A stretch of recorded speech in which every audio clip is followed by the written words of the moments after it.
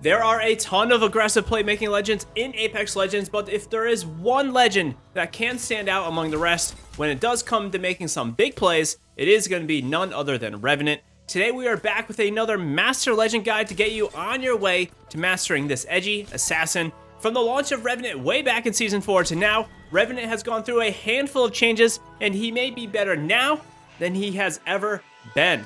Let's waste no time and hop right into it, but first, if you are new to the channel, check out my pinned comment down below for any and all changes to Revenant since the launch of this video. Legends rarely go through major changes from season to season, and this comment is where we will keep you informed on all changes to Revenant. Let's briefly go over Revenant's abilities before we cover some in-game examples of how to use them. For starters, Revenant's passive ability gives him increased crouch walking speed and a much higher climbing capability than the other legends in the game. The climbing isn't infinite though, but for reference, you can easily climb the 4 or 5 story construction buildings on World's Edge. It's also worth mentioning that smaller climbs are much quicker since he starts off climbing a little bit faster. Revenant's crouch walking speed is the same as his normal walking speed, which means he can heal while crouch walking at the same speed as a normal walk.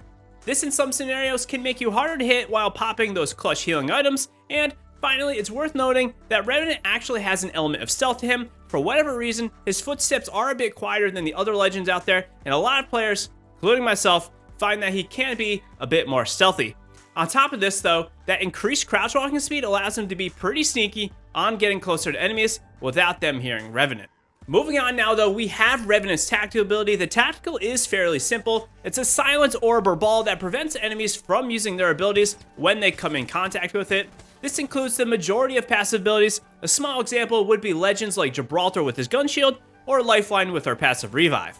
They both would be unable to use those passives and the remainder of their abilities for 15 seconds if they do come in contact with the silence. The tactical has 2 charges that take 25 seconds to recharge per charge, and players should note that the tactical will remain on the ground for about 10 seconds. The ability can be cancelled by climbing or meleeing. Also note that you cannot silence yourself or teammates, and you can use the tactical ability while you are healing up. Finally, we have Revenant's ultimate ability. This is the Death Totem. This is a totem that Revenant can place on the ground once every 3 minutes and grants players that connect to it death protection for 25 seconds. During this 25 seconds, players will only take health damage, and this gives players virtually a free life to make a push or a big play on enemies. If a player's health hits 0 during this death protection form, they will respawn at the totem with half of their health and all of their shields still intact. Players should note though that if the death phase does wear off without you getting sent back, your health will remain at whatever it is at. This does make it very important to monitor your health when you are in the death protection, as you do not want to have, say, 5 health left when the protection wears off. The final thing to note is that once you place the totem on the ground, the actual totem will stay there for 30 seconds. However, the totem will last on the ground longer if players are connected to it. This means the totem could last for a minute or more if players are attaching to it one by one, or if Revenant places the totem down and then players wait a short amount of time before connecting to it. I just want to take a second and say to hit that like button to support the video and the channel, and if you have any questions on Revenant, be sure to stop by my Twitch streams, which are nearly daily, and I would love to chat with you about Revenant or really anything else Apex Legends related. I appreciate the support. Let's now jump right into some playstyle examples for Revenant. First off, Revenant's passive is a clutch way to completely confuse your enemies. Players should be taking advantage of this increased crouch walking speed as much as possible. Strafing while spamming crouch or even just holding crouch in a fight will reduce your hitbox and make you a little bit more difficult to hit. This is the case because Revenant does have that increased crouch walking speed, which makes him more deadly than crouch spamming with other legends because he can move a bit faster. It's a semi-obvious tip, but be sure to be using that near infinite climbing ability to completely catch your enemies off guard like I did on this Bloodhound who was trying to heal up on this roof. Not only could I climb the heights no other legend really could, I climbed up there much faster due to that increased climbing speed in a shorter climb. On top of this though, I often like to use increased climbing after finishing a knock or a fight to get better position, which allows me to reassess the situation or just to get some healing off. Of course, there's a ton of areas where you can use this increased climbing capabilities. It is really just a very simple but extremely powerful tool that you should absolutely be using to get that instantaneous height on the bigger buildings. This ability really just unlocks an entire new way to play the game that we really haven't seen before, and it can be very satisfying. As for the tactical though, the most obvious reason to use it is to silence your enemies. However, I would encourage you to be aware of what legend you are fighting against in your fights. The tactical can be way more useful against certain legends that may rely on their abilities to escape fights. This could be Wraith, Pathfinder, or even Octane with their stim or their pad. As you can see here on this early game in World's Edge, I opened the fight with this Wraith by using my silence, as I want to make sure she isn't going to be able to tactical Q away.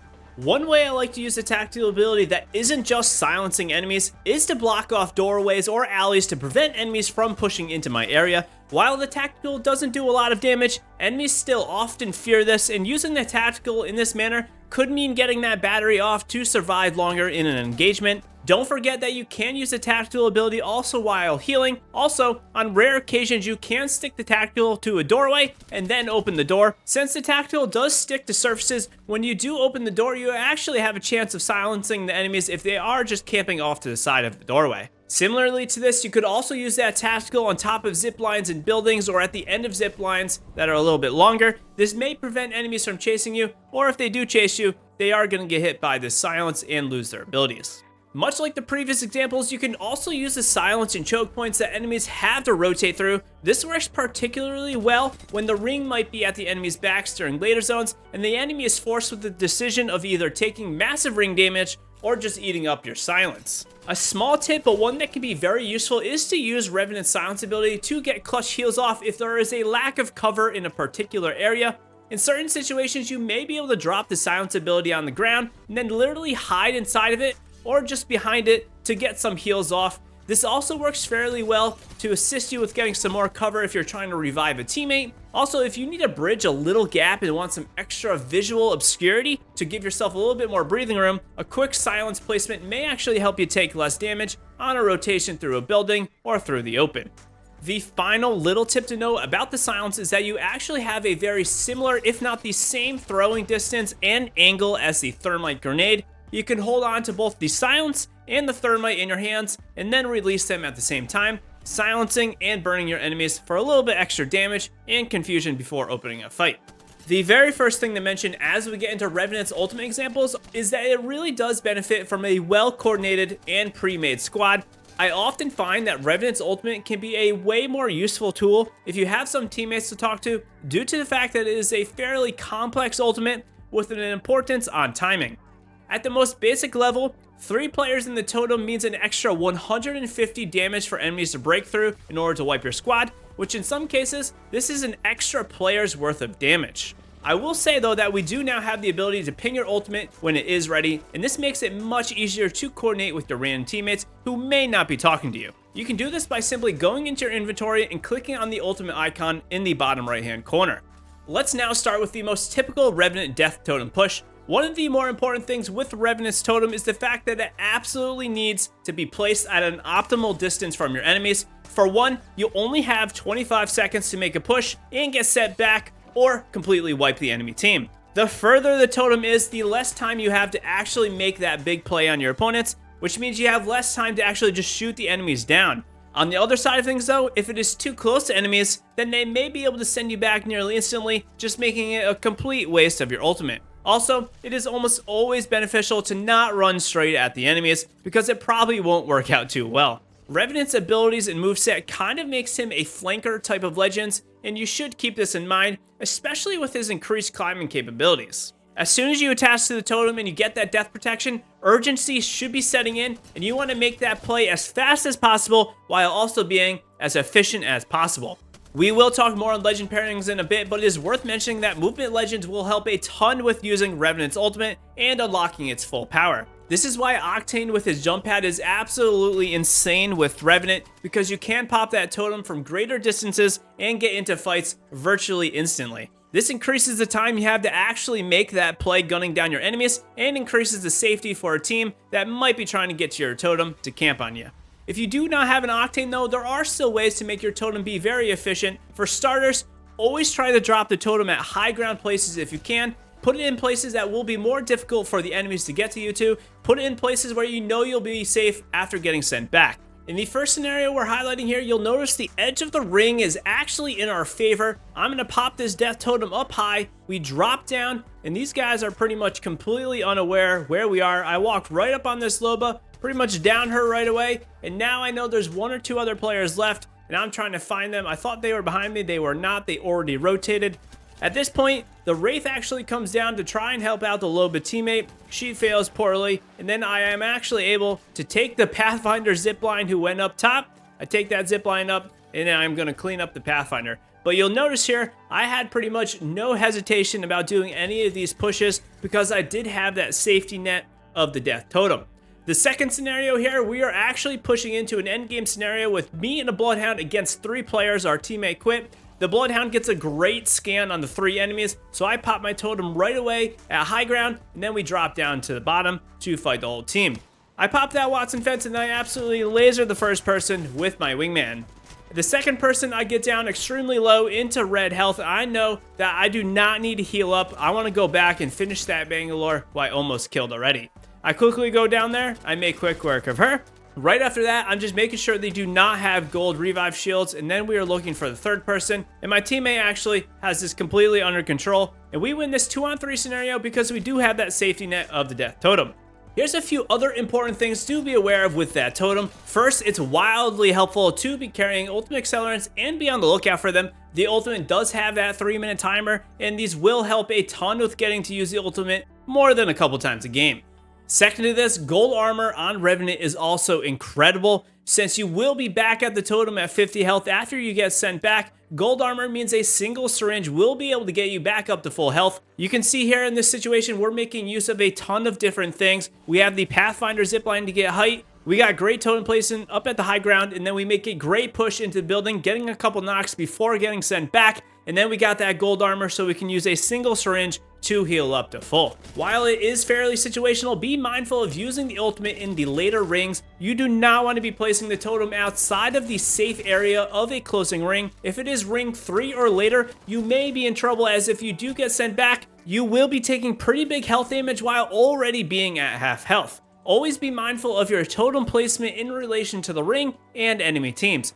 If you are unaware, enemies can also attach to your death totem, and some may try to do this if you spawn that totem too close to enemies. Similar to the last tip, if you are a great teammate, you could also pop your death totem to go collect teammates' banners, or even revive a down friendly while being in the death protection phase. Be mindful of this though, because it could make yourself an unintentional target, and you will be wasting that ultimate just to revive someone. The final thing for us to talk about is a word of warning. Good players may try to soften you up and then try to buy some time, making it so your death protection wears off and you are stuck at low health. This makes carrying a thermite grenade a very clutch thing to have. Much like here on World's Edge and in Capital City, I noticed that I got shot down to super low health, and then the enemy decided to start running away. I noticed I wasn't going to have the time to finish the fight, and I didn't want to risk them not shooting me, so I decided just to drop that thermite and burn myself to get back to the totem with half health. Let's briefly discuss weaponry and the best legend pairings for Revenant in Apex. First off, close range weaponry is going to be a must to take to make the most of your ultimate pushes. I like pairings such as the R400 combo, the R301 to pick them from mid-range, and then the R99 to clean things up. Other great weapons are the flatline, pretty much any shotgun, or a combo like a G7 and an R99, so you can do fairly consistent damage at range and then close up. As for legend pairings, there's a ton of great options. The most notable is going to be Octane, as Octane's jump pad is just incredible when it is paired up with Revenant. The ability to get into the action faster is a great thing to have, and it is harder for opposing teams to overcome this. A couple other options though would be Wraith with her portal and Pathfinder with the zipline. Pathfinder is also a great option because he can grapple on enemies while being in the death protection. The zipline in particular is also a great thing to get high ground to make that push like we saw earlier. Bloodhound also can excel while being paired up with Revenant, as their ultimate already makes them crazy aggressive with the death totem, and this can just accentuate this. Also, the scans are great to track enemies down a bit faster for the entire squad like we saw earlier. Horizon is also a fine option with her lift, and she will unlock more options for attacking from height or attacking a team that is already in height. Lifeline might not be directly involved with Revenant's ultimate or tactical or other abilities, but if a lifeline goes into the action first and gets sent back first, she can actually pop her health throne on the totem to start healing the squad as soon as they return from death protection. Finally though, my ultimate combo is going to be the Revenant, Octane, and Crypto combo. Crypto can already be great with an aggressive EMP push, pair it up with an Octane and that Revenant ultimate, and it can make for some pretty entertaining engagements that are complete chaos for your enemies. Of course though, Gibraltar, Bangalore, and Caustic ultimates can all be viable to stack on enemies while you're making that death totem push. Just be creative with your team compositions and be sure to try out what works best for you and your team. So is Revenant a viable arena option in Apex? And the honest answer for me is going to be that he is just okay for arena. His ultimate is extremely expensive, which makes it hard to justify purchasing in the earlier rounds. And also, since it's quite powerful, you can't use it every round and you need to skip 2 rounds in order to use it again. Revenant's tactical is fine though, and I would say it's worth taking a couple extra charges. It can be pretty great if you're up against a Gibby or a Lifeline who want to use their passive or tacticals. Revenant's passive of climbing and crouch strafing though isn't really too great in an arena, while certain maps like Artillery or Gardens have some climbing spots for Revenant to take advantage of. The majority of these maps don't have a ton of climbing spots. This makes it harder to natively use his passive when it is compared to another legend like Gibraltar, who is always using their gun shield. So Revenant for arena is an okay option, and I'd look at taking him if you can get an Octane pad in there for some easier rounds with double ultimates. Overall though, choosing Revenant solely for his tactical ability seems a bit weird, and I would really look elsewhere for a solid arena legend. So why would you pick up Revenant? Honestly, Revenant can be a blast to play if you're having some chill games with friends and you want to jump into that death totem. Also, Revenant is a pretty solid choice for beginners as the death totem makes you get a free push, which newer or less experienced players may be hesitant on doing. Be warned though, Revenant is a fairly toxic legend and a lot of players don't like it if you're picking him. And I am fully expecting some sort of nerf to Revenant's ultimate in the future where it can't really be paired up as well with an Octane pad, much like how you can't go into a Wraith portal for a brief couple seconds right after going into death protection. Revenant is a good time though, and if you do want to try him out, I definitely would.